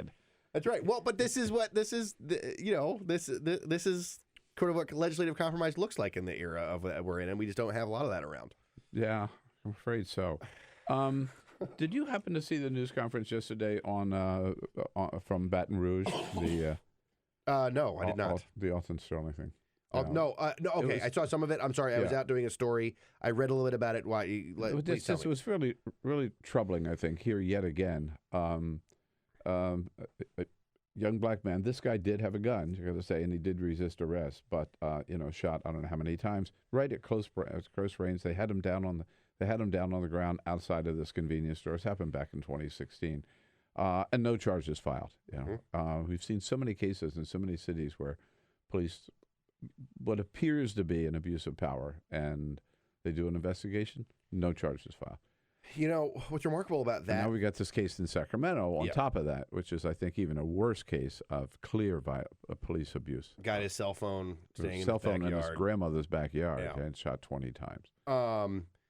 What's remarkable about that, actually, is that there was a time, not too long ago either, where it felt like that was a sort of thing where the politics were so strongly away from having that conversation. But, my colleague David Noriega on Vice News Tonight did a story about the DA in Philadelphia.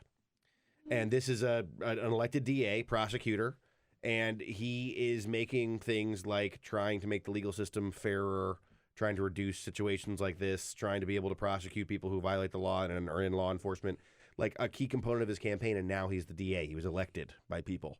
This is what we're talking about with this gun, this gun march. If people turn out and they vote in these cities, the next time, and unfortunately we do know there will be a next time based on what we've seen in the past, decades of American history. The next time maybe they will bring charges. There's a movement about trying to reform the justice system and the way it treats cases like the ones we're talking about from within the justice system, not doing it from the political side, but literally electing DAs, electing judges that have a different perspective. And that movement appears to be growing and working. Yes. There was a parallel movement started under the Obama administration through the Department of Justice to have reforms of community policing standards in cities across the country, which, of course, Jeff Sessions says is not necessary, is wrong, and pulled the plug on it. That no longer exists. But the parallel one that you're talking about does still go on. So we woke up this morning to the news that we're jumping around because there's a lot in the news today. Why not? So, I love it. Let's jump. That Donald Trump, it looks like, has finally thrown in the towel. Mexico is not going to pay for the wall, so we'll have the Pentagon pay for it instead. because this is a threat to our national security.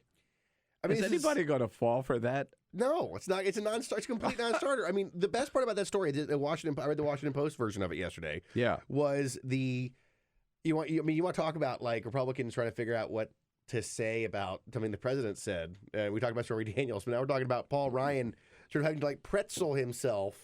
Like, like, you know what I mean? Like, he has no answer on this because, like, literally, no. Like, this is just not the way it works. You can't actually, you can't actually do that. Yeah.